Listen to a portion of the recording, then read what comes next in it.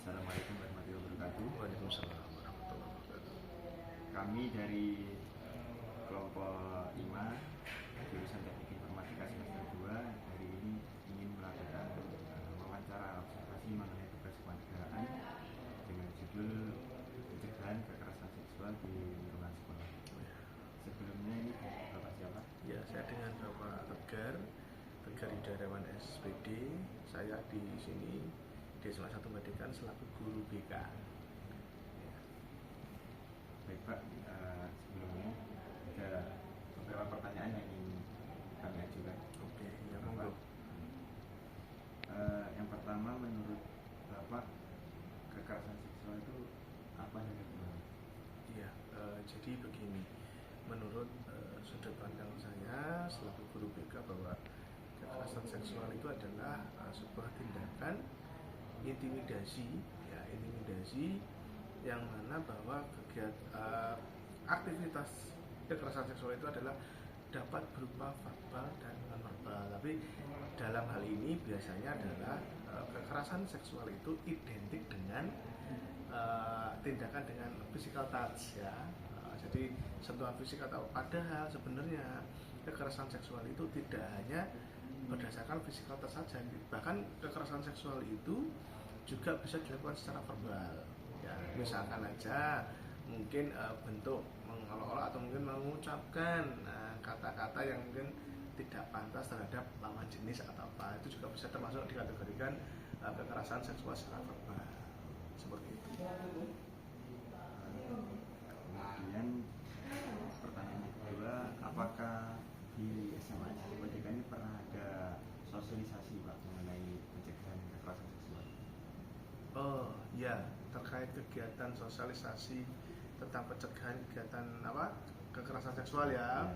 Itu untuk di SMA Medical sendiri, alhamdulillah kita secara periodik itu selalu bekerja sama dengan pihak-pihak atau stakeholder terkait. Di antaranya adalah dari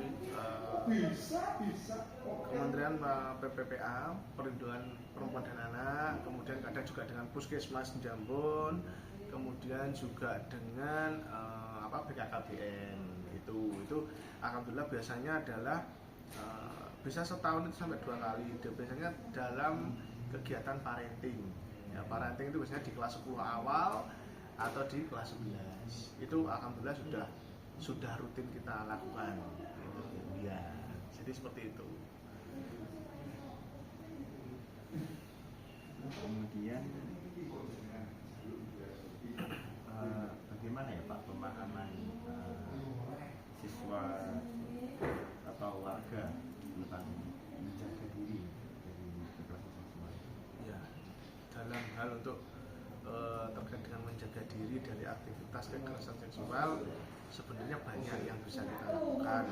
Di antaranya adalah kebetulan di sekolah kami itu ada berbagai macam ekstra ya, yang termasuk di salah satunya adalah rohis.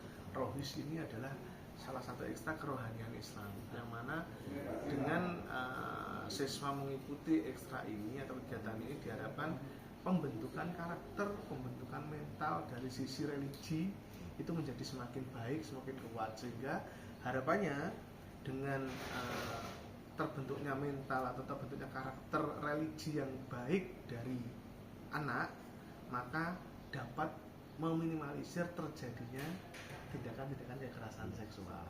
Iya, seperti itu. Lalu kemudian Pak, apakah sekolah atau masyarakat ada tindakan terkait atau aturan terkait perlindungan anak yang perempuan atau orang tuanya? Iya, pastinya kalau ditanya soal aturan terkait perlindungan perempuan dan anak, sudah pasti yang namanya sekolah yang bagian dari lembaga pendidikan itu sudah pasti menerapkan aturan. Ya, kebetulan di SMA 1 Pendidikan ini juga dari segi aturan tim tatipnya itu juga sudah sangat kompleks. Jadi di sini juga kita mengkategorikan termasuk kegiatan-kegiatan yang cenderung itu nanti menimbulkan kontroversi atau menimbulkan intimidasi, itu tetap kita kawal, tetap kita nanti bekerja sama dengan tim tatip. Salah satu contohnya itu adalah kalau yang ada hubungannya dengan kekerasan seksual atau mungkin kegiatan kekerasan terhadap anak dan perempuan yang paling sering dilakukan di tingkat sekolah, itu yang paling banyak itu adalah body shaming. Oh iya, iya. Ya, tahu body shaming ya? Tahu. Nah, kadang kita memanggil teman kita itu dengan sebutan yang tidak semestinya atau lebih menyinggung kepada aspek fisik, misalkan karena anaknya gemuk misalkan, dia panggilnya harusnya namanya Desi, karena dia gemuk manggilnya gembrot seperti itu kan. Itu sebenarnya tidak boleh. Makanya kita menanamkan itu bahwa supaya itu tidak terjadi, karena kalau dikategorikan itu satu sudah jelas kekerasan verbal itu pasti. Yang kedua nanti kalau ini dibiarkan takutnya mengarah ke bullying. Ya, jadi seperti itu. Kemudian bagaimana kira-kira Pak peran dari guru dalam memberikan edukasi terkait pencegahannya? Ya, kalau sampai hari ini untuk di sekolah kami, kebetulan saya sebagai guru BK ya, yang tentunya bersentuhan langsung dengan siswa, dengan anak, itu kalau dari sudut pandang saya sebagai guru BK, kita di sekolah itu membentuk sebuah bukan komunitas, tapi kita membentuk sebuah seperti agen, namanya itu Shadow Friend. Shadow Friend itu adalah teman bayangan, yang mana di tiap-tiap kelas itu BK itu istilahnya menaruh orang ya, mempercayakan kepada salah satu siswa. Jadi apabila di kelas tersebut itu ada kegiatan, mungkin satu kekerasan seksual, yang kedua intimidasi, yang ketiga mungkin ada tindakan bullying, itu nanti anak-anak yang kita tunjuk sebagai shadow friend di masing-masing kelas itu nanti akan memberikan record atau memberikan data kepada kita, sehingga mempermudah untuk wali kelas, kemudian guru BK, dan mungkin tentunya tim tatip di sekolah itu untuk menindaklanjuti. Jadi kita ada namanya shadow friend, teman bayangan ya. Kemudian kira-kira Pak kalau ada korban kekerasan seksual, dengan siapa bisa melapor?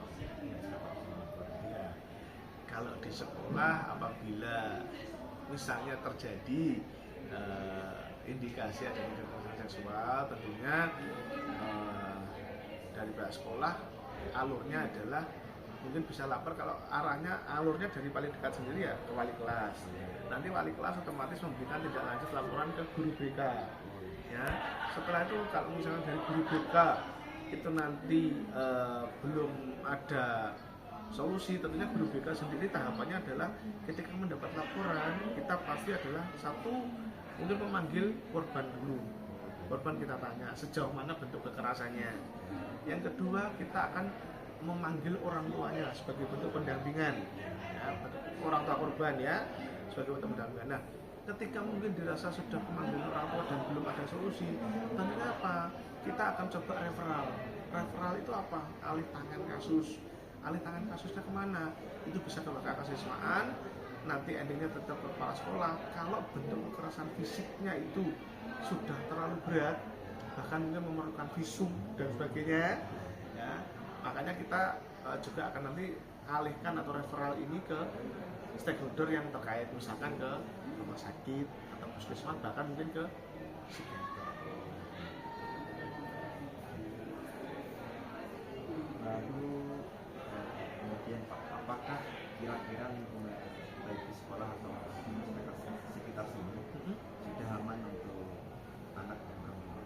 Ya, alhamdulillah untuk di SMA 1 Badekan ini, kalau ditanya Pak apakah lingkungannya itu sudah aman untuk anak dan perempuan, khususnya untuk siswa dan siswi, alhamdulillah bisa saya katakan aman, karena pada prinsipnya kita juga memproklamirkan bahwa di SMA 1 Badekan ini termasuk salah satu dari berbagai sekolah yang mempunyai slogan yaitu sekolah ramah anak, ya, SRA, sekolah ramah anak. Jadi diharapkan dengan tema atau slogan itu yang menciptakan iklim yang benar-benar bahwa sekolah ini itu sangat ramah kepada anak dari latar belakang apapun dan dari kondisi ekonomi yang bagaimana. Ya, jadi seperti itu. Jadi insya Allah ditanya untuk aman atau tidak, insya Allah sampai hari ini alhamdulillah aman-aman saja. Gitu, iya. Lalu kemudian kira-kira apa upaya ya Pak yang dilakukan untuk mencegah kekerasan seksual? Nah, kalau untuk mencegah kekerasan seksual dari pihak sekolah itu kita tentunya mengadakan atau memberikan edukasi ya. Nah, edukasi kepada siswa itu kita berikan tidak hanya lewat wali kelas atau lewat guru BK saja atau lewat bapak ibu guru yang lain. Kita bisa melakukan, kalau biasanya di sini itu kita lakukan melalui kegiatan-kegiatan ekstra. Kebetulan di sini itu ada kegiatan adalah namanya ekstranya PIKR, Pusat Informasi Konseling Remaja. Nah, di situ tadi di dalam PIKR itu ya, itu termasuk cikal bakalnya terbentuknya shadow friend tadi. Jadi kan ada ketika anak itu merasa dia mendapat intimidasi atau kekerasan seksual atau kekerasan apapun, itu biasanya anak kan takut untuk melapor. Nanti kalau melapor ke guru bagaimana? Akhirnya kita bentuk namanya itu tadi melalui PIKR ini tadi, Pusat Informasi Konseling Remaja di masing-masing sekolah khususnya di SMA Tunggandingan, kita bentuk namanya shadow friend. Jadi nanti shadow friend ini yang akan memberikan informasi kepada kami selaku bapak ibu di sekolah. Iya, gitu.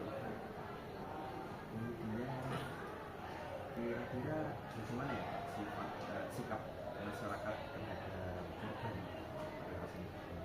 Ya, kalau untuk sikap dari masyarakat sekitar tentunya ya mungkin was-was itu pasti ada ya, terkait dengan kan pasti, apalagi untuk orang tua murid itu ketika ada anak atau yang mungkin terindikasi menerima kekerasan seksual kan pasti khawatir ya.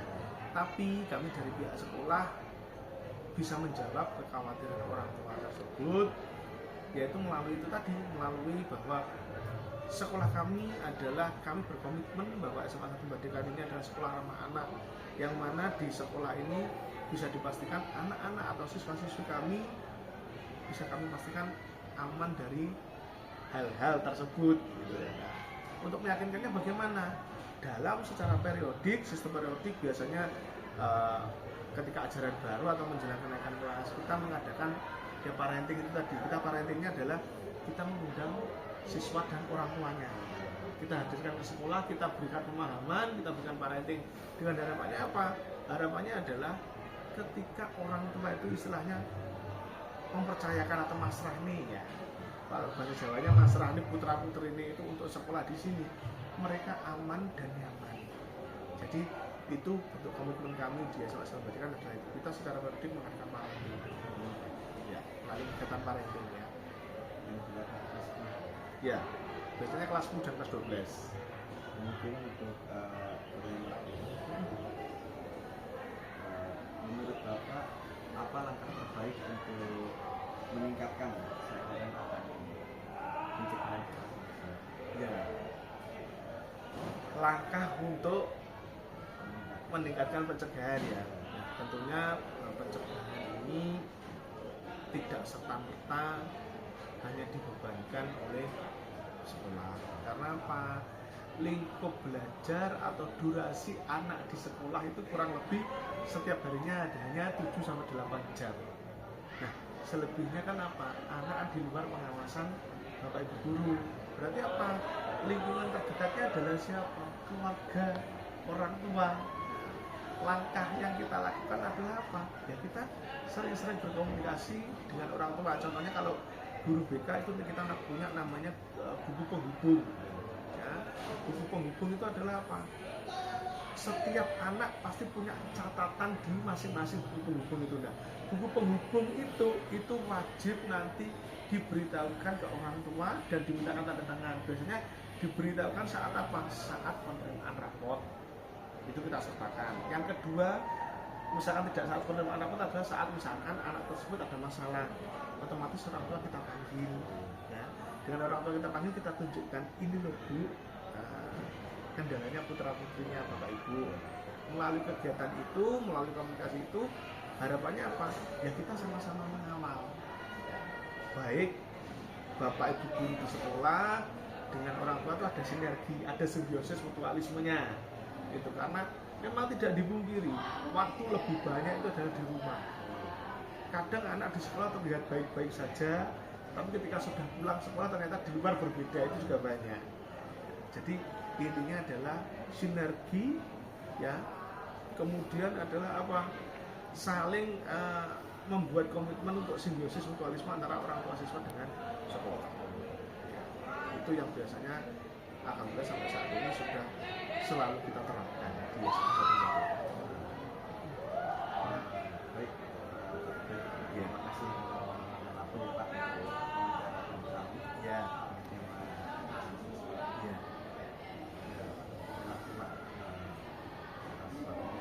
Ya, sama-sama. Saya juga terima kasih kalian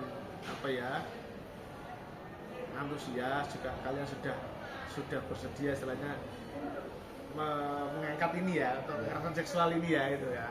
Ya harapan saya Pak Regar selaku BK di sini harapannya adalah ya panjenengan ini nanti yang meneruskan perjuangan ini kami ini Bapak Ibu guru ya. Jadi ya mudah-mudahan nanti kedepannya suatu saat entah mungkin 3-4 tahun ke depan panjenengan adalah pengganti saya. Ya, saya cuma bisa mendoakan lancar, tertib kuliahnya, yang pasti apapun itu dimanapun kamu berada, dimanapun kamu studinya satu jaga sholat. Ya, jaga sholat. Harus tunduk waktu. Tekun. Karena apa? Saya tidak butuh pintar. Mau pintar kalau kamu nggak pintar. Oke, terima kasih juga. Saya doakan mudah-mudahan sukses kedepannya sampai selesai, sampai lulus dengan hasil terbaik dan segera mendapatkan cita-cita yang sesuai dengan kalian inginkan. Ya. Oke. Ya, oke. Sama-sama. Apa? Selalu.